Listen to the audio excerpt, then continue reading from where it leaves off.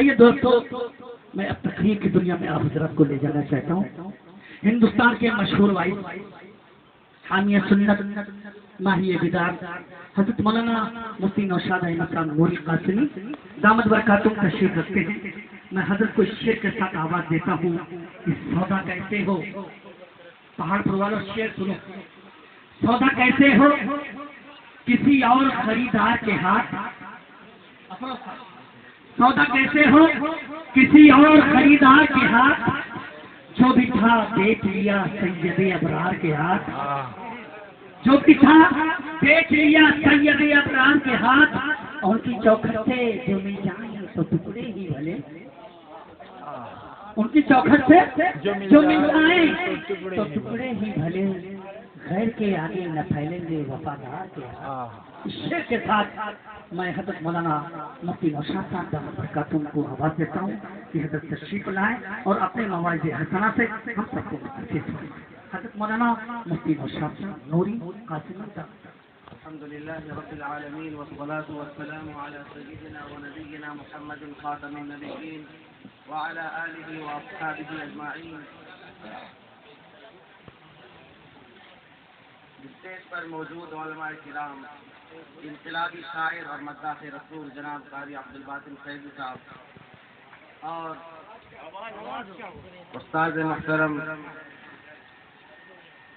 جناب حافظ محمد افروز عالم صاحب رحمانی اور ہمارے معزز سامعین، صحیح معنی میں اس پروگرام میں میری کوئی ضرورت نہیں تھی۔ ہمارے ان بعض ساتھیوں کی عزیزوں کی خواہش کیسے ہو رہی تھی، اور استاد محترم کا حکم کہ آنا ہی ہے، ورنہ ادھر مسلسل جو ہے 3 دن سے تو خود مولانا عبدالباطن فیضی صاحب ہم رشمیلیاں سلطان آباد اور کل صبح سفر بھی ہے دوپہر میں۔ بہرحال رسول کریم صلی اللہ علیہ وسلم کا تذکرہ نعت کی شکل میں ہو، تقریر کی شکل میں ہو، سب کی سب عبادت ہے۔ اور وہ رسول جو رحمت للعالمین بن کر آئے، وہ رسول کریم صلی اللہ علیہ وسلم جو نہ صرف امت مسلمہ کے لیے بلکہ پوری کائنات کے لیے رحمت للعالمین بن کر آئے، اس رحمت للعالمین کی زندگی کا پہلا سبق ہمارے لیے یہ ہے کہ ہم آپس میں رحم دل بن جائیں، ہم ایک دوسرے پر رحم کرنے والے بن جائیں، ہم ایک دوسرے کے دلوں کو، دوسرے کے جذبات کو سمجھنے والے بن جائیں۔ آج خود اس رسول کریم صلی اللہ علیہ وسلم سے محبت کے نام پر کس قدر ہم نے اختلافات پیدا کر لیے، ہر ایک دوسرے کو الزام دینے میں لگا، تجھے کم محبت ہے مجھے زیادہ محبت ہے، ہم عاشق رسول ہیں تم نہیں ہو، تم ہو ہم ہیں، اور عجیب و غریب قسم کی خلفشاریاں پورے ماحول میں چل رہی۔ ارے وہ نبی جس کی عظمت سے نہ صرف مسلمان قائل ہیں بلکہ غیر مسلم قائل ہیں، وہ نبی جس کی امامت مسجد اقصی میں جسے تمام انبیاء کا امام بنایا گیا، وہ نبی جسے آقا نے، جسے رب العالمین نے عرش پر بلا کر کے وہ مقام عطا کیا جس نے پوری بشریت کا سر فخر سے بلند کر دیا، کیا ہم اس نبی کی عظمت پر اختلاف کر سکتے ہیں؟ کیا ایسے نبی کی محبت پر اختلاف کیا جا سکتا ہے؟ کیا ایسے نبی کی اطاعت پر اختلاف کیا جا سکتا ہے؟ ہمارے لیے، ہماری عظمت کے لیے، ہماری بلندی کے لیے، ہماری نجات اور کامیابی کے لیے یہ ضروری ہے، بلکہ ہمارے ایمان کا رکن ہے کہ ہم اس آقا کے گن گائیں جن کے تذکرے کو رب العالمین نے بلند کیا، اعلان کیا، ورفعنا لک ذکرک، جسے رحمت للعالمین کا مقام عطا کیا، فرمایا وما ارسلناک الا رحمت للعالمین، جسے ساری کائنات کے لیے بشیر اور نذیر بنا کر کے بھیجا گیا، وما ارسلناک الا کافۃ للناس بشیرا ونذیرا، وہ نبی جس کے اخلاق جن کا کوئی مثل نہ ہو سکا، وہ نبی جس نے اپنی 23 سالہ زندگی میں وہ انقلاب برپا کیا جو انقلاب نہ حضرت آدم کر سکے، جو نہ حضرت موسیٰ کر سکے، نہ موسیٰ کا جلال وہ انقلاب برپا کر سکا، جو نہ ابراہیم کا جمال وہ انقلاب برپا کر سکا، جو نہ حضرت ایوب کا صبر وہ انقلاب برپا کر سکا، جو حضرت سلیمان علیہ السلام کی فقاہت میں وہی انقلاب پیدا کر سکی، نہ حضرت عیسیٰ علیہ السلام کا باپ وہی انقلاب پیدا کر سکا، جو نہ حضرت یونس علیہ السلام کی نصیحتیں اور درس اندوزی وہی انقلاب پیدا کر سکی، وہ انقلاب ہمارے آقا نے پیدا کیا۔ یہ شان ہمارے آقا کی ہے جسے رب العالمین نے فرمایا انک لعلی خلق عظیم۔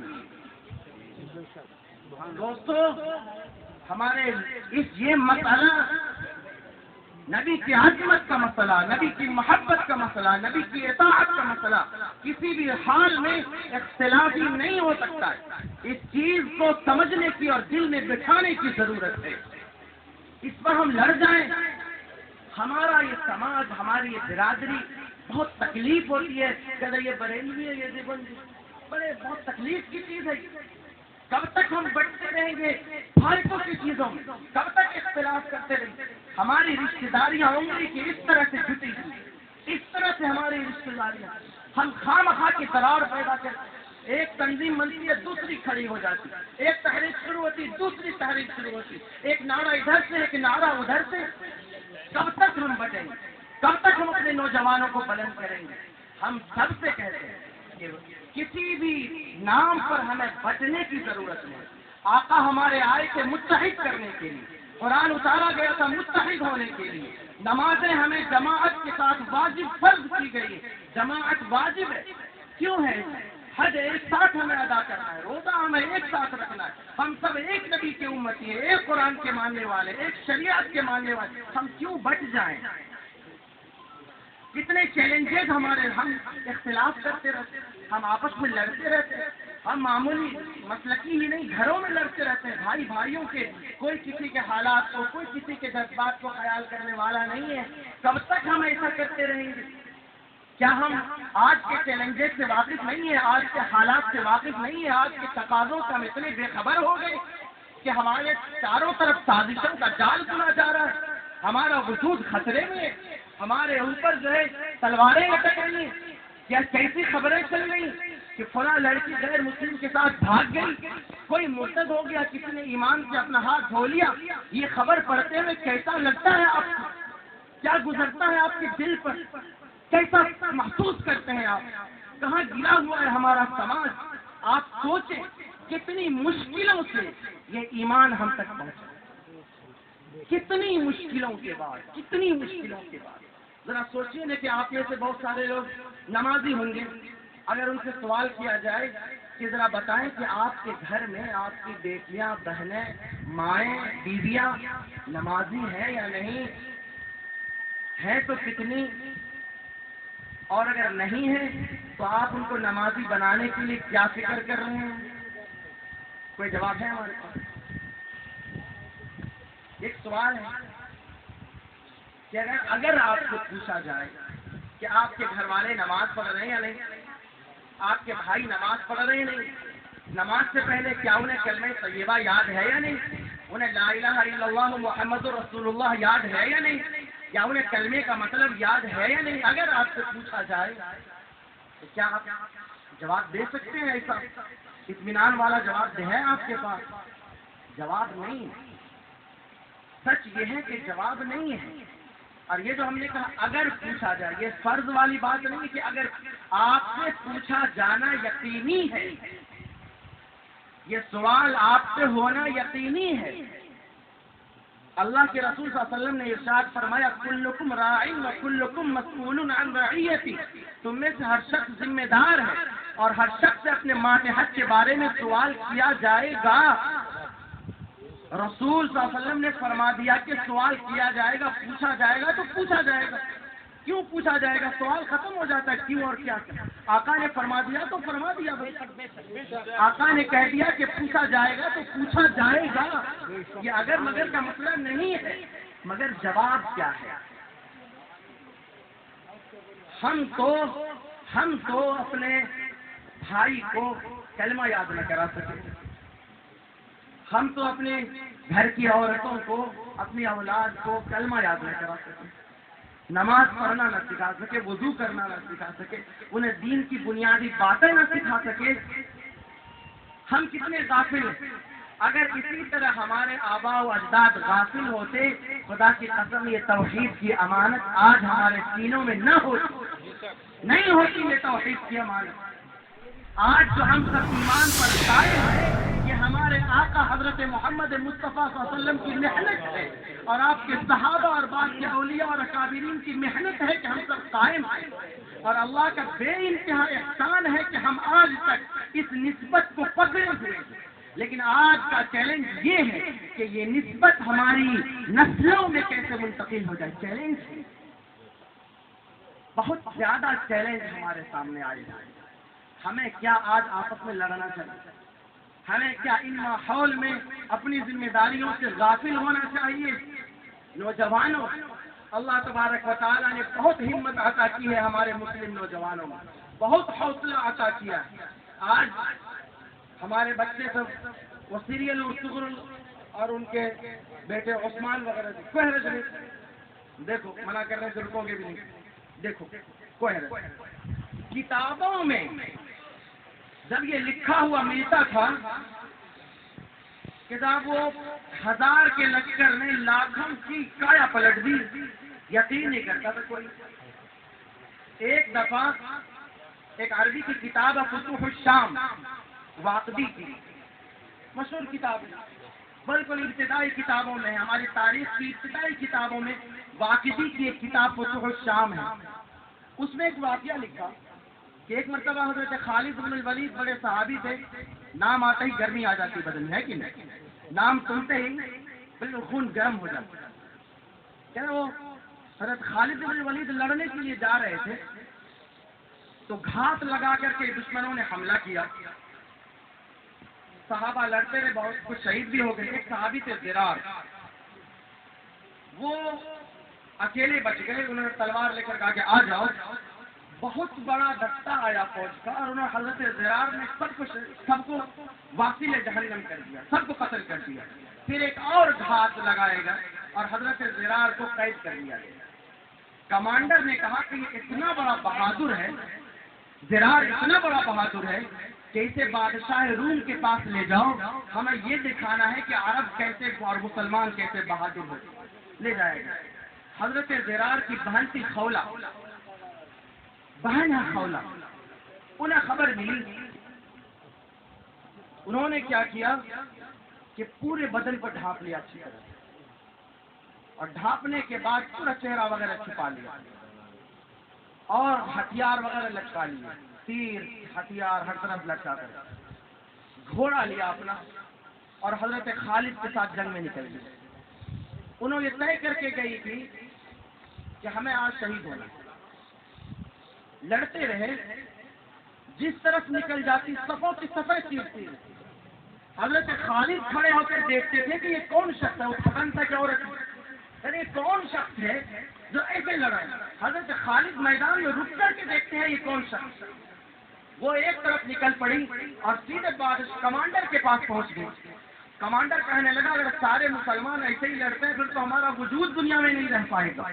حضرت خالد نے دیکھا ارے یہ شخص بالکل دشمن کے نرغے میں پہنچ گیا ہے، شہید ہی ہونا چاہتا، جاؤ اسے بچا کر کے لاؤ۔ کچھ صحابہ گئے اور انہیں بچا کر کے واپس لائے۔ پوچھا تم کون ہو؟ خاموش رہے۔ آواز دی کہ میں ایک مسلمان ہوں، کہا کہ تو کسی عورت کی آواز۔ پھر کہا کون ہو تم، چہرہ اٹھاؤ۔ تو کہا میں ایک عورت ہوں، چہرہ نہیں اٹھا سکتی، میں زرار کی بہن خولہ ہوں، میں زرار کی بہن خولہ ہوں۔ جب مجھے معلوم ہوا کہ میرے بھائی کو شہید کیا گیا ہے تو پھر میرا بدن میں بڑا خون جوش میں آ گیا اور میں برداشت نہیں کر۔ حقیقت یہ ہے کہ جو لوگ اللہ کے دین پر قائم رہتے ہیں، مسلمان اپنی تلوار سے زیادہ، اپنے بازو سے زیادہ، اپنے ساز و سامان سے زیادہ، اپنے منصب سے زیادہ، اپنے عہدے سے زیادہ، اپنے مال و دولت سے زیادہ، سب سے زیادہ اسے جس پر بھروسہ ہوتا ہے وہ رب العالمین کی طاقت پر بھروسہ ہوتا ہے۔ وہ تعداد میں اقلیت میں ہو سکتا ہے، وہ کمزور ہو سکتا ہے، وہ تھوڑا ہو سکتا ہے، لیکن جب اس کا اعتماد اپنے رب العالمین پر بڑھتا ہے، اس پر اس کی طاقت پر بھروسہ کرتا ہے، اس کی قوت پر بھروسہ کرتا ہے، وہ رب العالمین کی قدرت کو جانتا ہے کہ وہ کن فیکون کر دے، ایک کن سے ساری دنیا ختم ہو سکتی، ایک کن سے ساری دنیا وجود میں آ سکتی، ساری دنیا کا راج اس کے قبضے قدرت میں ہے۔ جب اس رب العالمین کی طاقت پر، اس کی قدرت پر ایک بندے مومن بھروسہ کرتا ہے تو بڑی سے بڑی طاقتیں اس کے سامنے چنے چبانے پر مجبور ہو جاتی ہیں۔ ہم سمجھتے ہیں کہ آج کا ہر مسلمان آنکھیں بھی کھولتا ہے، کان بھی کھولا ہوا ہے، آس پاس کے حالات سے واقف ہے، عبرت لو آس پاس کے حالات سے۔ ایسی خبریں سننے سے کان ترس گئے، سالوں کے بعد ایسی باد بہاری آئی ہے ایمان کی۔ سنو ذرا سا، دیکھو ذرا سا، آنکھیں کھولو، دیکھو دنیا میں کیا ہو رہا ہے کہ رب العالمین پر بھروسہ کرنے والی مٹھی بھر جماعت نے کیسے دنیا کو چنے چبانے پر مجبور کر دیا۔ یہی ہمارے لیے بھی نمونہ ہے۔ اللہ کا اعلان ہے، کم من فئۃ قلیلۃ غلبت فئۃ کثیرۃ باذن اللہ واللہ مع الصابرین، کہ کتنی ہی جماعتیں جو تھوڑی سی چھوٹی تھی وہ اللہ کے حکم سے بڑی جماعت پر غالب آ گئی، اس لیے کہ اللہ صبر کرنے والے، ہمت کرنے والوں کے ساتھ۔ یہی ہم سے وعدہ کرایا جاتا ہے۔ آخر کیا وجہ ہے کہ نماز کی ہر رکعت میں سورہ فاتحہ کو واجب کر دیا گیا؟ کیوں؟ سورہ فاتحہ میں کیا ہے؟ سورہ فاتحہ میں یہی سبق ہے، ایاک نعبد و ایاک نستعین، ہمیں صرف آپ کی عبادت کرنی ہے، ہمیں صرف آپ سے مدد مانگنی ہے، ہمیں صرف آپ سے مدد طلب کرنی ہے، ہم صرف آپ سے مدد چاہتے ہیں، ہمیں مدد آپ کی چاہیے، ہمیں بھروسہ آپ کا چاہیے، ہر مشکل میں ہماری حاجت روائی آپ کرائیں گے، مشکل کشائی آپ کرنے والے، بیماری میں شفا آپ دینے والے، حالات کو سدھارنے والے آپ ہیں۔ نماز کی ہر رکعت میں اللہ کے سامنے کھڑے ہو کر ہم یہ وعدہ کرتے ہیں زبان سے، اور اس کو دل میں اتارنے کی ضرورت ہے، دل میں اتارنے۔ آپ کے پاس سب کچھ ہے، بس کمی اس کی ہے کہ ہم اپنے رب سے جڑ جائیں۔ ایک چھوٹا سا پیغام دینے کے لیے میں آیا ہوں، اور صبح مجھے نکلنا ہے۔ آپ نے بہت اچھا کیا کہ قاری عبد الباطن فیضی صاحب کو آپ نے دعوت دی۔ قاری عبد الباطن فیضی صاحب تقریباً 30-35 سالوں سے، عمر سے نہیں لگ رہا ہوگا کہ اتنے سالوں سے نعت کر رہے ہیں، تقریباً 30-35 سالوں سے نعت کی دنیا میں ان کا سکہ چل رہا ہے، سکہ چل رہا ہے۔ اور انہوں نے صرف نعت نہیں، نعت بہت باریک چیز ہے، نعت پڑھنا بہت باریک۔ ایک مبالغہ کر دیا آپ نے، نبی کے مقام کو خدا سے ملا دیا، ایمان خطرے میں۔ نبی کے مقام کو تھوڑا سا گھٹا دیا آپ نے، آپ کا ایمان وہاں بھی خطرے میں پڑ جاتا ہے۔ نعت پڑھنے والا بالکل دودھاری تلوار پہ چلتا ہے۔ ہم نے سینکڑوں نعتیں سنی، الحمدللہ وہ اس اعتدال پر قائم ہیں، وہ عقیدے کو بھی بیان کرتے ہیں، اپنے نبی کی عظمت کو بھی بیان کرتے ہیں، نبی کے مشن کو بھی بیان کرتے ہیں، دعوت کو بھی بیان کرتے ہیں۔ میں تو ایک پیوند لگا دیا اس مجلس میں آ کر کے، میں اسے اپنی پیوند کو چھوٹا کرتا ہوں۔ آپ کو پھر جو ہے جناب قاری عبد الباطن فیضی صاحب ہی کی باغ گلستان میں آنے کی دعوت دیتا ہوں، اور اسی بات پر اپنی تقریر ختم کرتا ہوں۔ وآخر دعوانا الحمدللہ رب العالمین۔